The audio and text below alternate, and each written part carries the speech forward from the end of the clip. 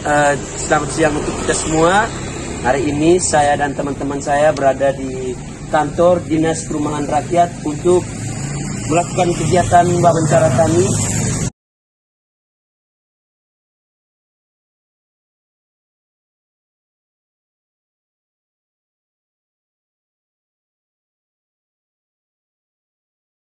Siang. Siapa yang mau ngomong dulu? Langsung. Jadi begini Pak, ini kami dari kampus Polres melakukan tugas dari dosen pengamat media otonomi daerah untuk mewawancarai instansi ini. Jadi saya bisa langsung saja ke pertanyaan.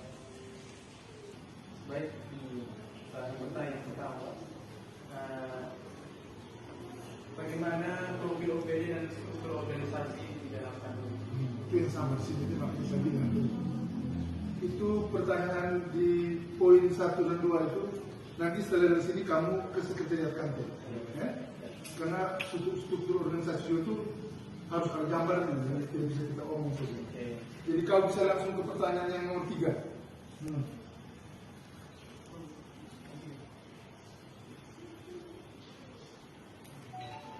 Baik, saya mau bertanya pertanyaan juga. Konfirmasi implementasi urusan pemerintah konkuren yang menjadi urusan OPD tersebut lihat lampiran UU 23 tahun 2015. Kantor kami ini kalau relevansinya dengan Undang-Undang Nomor 3 tahun 2013 itu tentunya itu pelimpahan kewenangan dari pemerintah pusat kepada pemerintah daerah. Nah, di sini itu ada pekerjaan yang kalau dilihat secara real itu pekerjaan dari pemerintah pusat itu kita bisa lihat juga dengan sumber dana. Sumber dana dari pemerintah pusat itu yang turun ke daerah yang lewat kantor ini. Itu ada pekerjaan dana APBN, dana pusat, namanya dana daerah. Jadi pemerintah pusat melimpahkan kewenangan itu untuk pemerintah daerah yang kerja. Mereka itu turun dananya. Ini saya lihat secara sederhana, saya bisa kita pahami sekarang. Nanti kita kembangkanlah di kampung laporan itu. Jadi baik, saya akan bertanya di pertanyaan nomor 4. Apa saja kendala dan kesulitan dan tantangan dalam menjalankan tugas, fungsi dan kewenangan? kendalanya itu untuk menjalankan tugas fungsi dan wewenang itu biasanya itu terjadi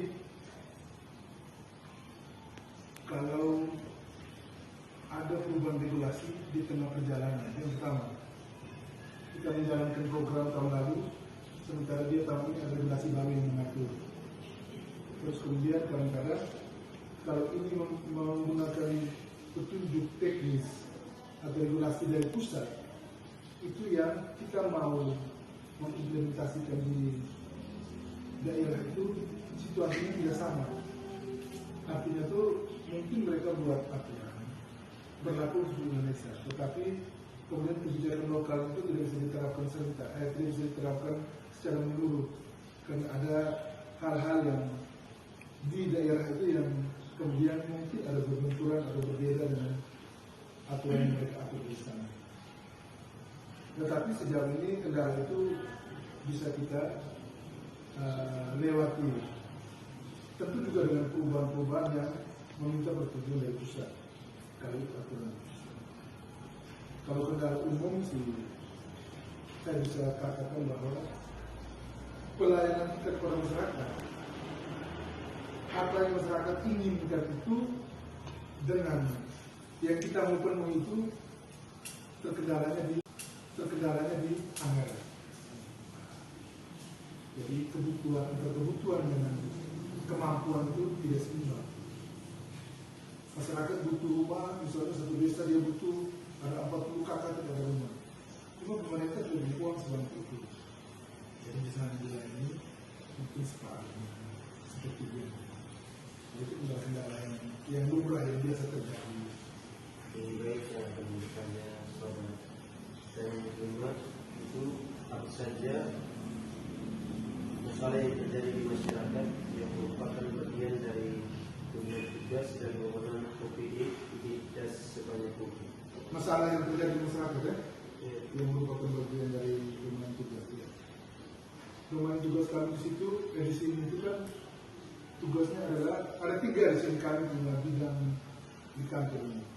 Yang pertama itu bidang perumahan, terus bidang pertanahan, yang ketiga itu bidang kawasan permukiman. Di masing-masing bidang ini ada masalahnya masing-masing. Yang di bidang pertanahan itu masalahnya adalah banyak aset pemerintah daerah yang ada di masyarakat yang baru memiliki sertifikat. Nah itu masalah. Dan itu tugas domain kantor kami untuk urus sertifikat ini. Kami tidak menerbitkan sertifikat, tapi kami mengurus proses untuk menerbitkan sertifikat ini. Karena sertifikat itu tetap diterbitkan oleh Agraria atau ADPN. Itu contoh satu pertanyaan. Itu masalah pertama. Apa hasil dari kebijakan yang didapat tersebut, Pak? Yang dari Hasilnya adalah di bidang pertanahan sampai dengan tahun ini sudah banyak, walaupun belum semua, tapi sudah banyak aset-aset pemerintah yang ada di wilayah kabupaten ini yang sudah tersertifikasi, khususnya tanah ya. Dan memang karena kami di sini bidang pertanahan, jadi kami urus itu asetnya tanah milik kami. Apa saja prestasi atau kesuksesan yang pernah diraih OPD ketika menjalankan tugas, fungsi, dan wewenang? Kalau bagi saya kerja di pemerintah itu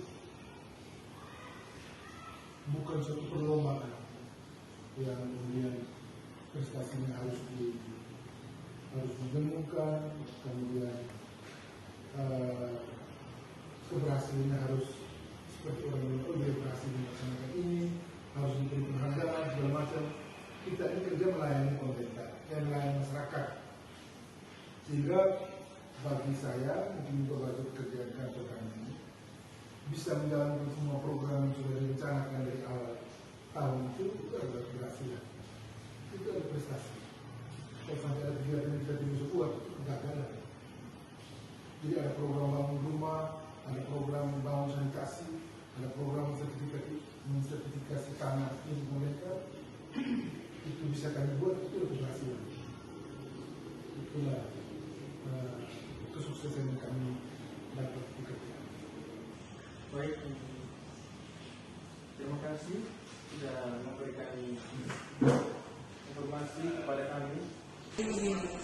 Sesuai dengan peraturan Bupati, sesuai dengan peraturan Bupati MD nomor 35 tahun 2016,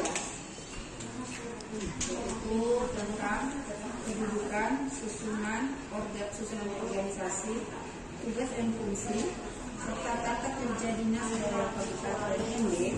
Kawasan permukiman dan pertanahan itu yang terdiri dari yang pertama kepala dinas, Pak Kadis yang tadi kalian sudah ketemu, itu Kadis yang satu itu Bapak ini video Pak.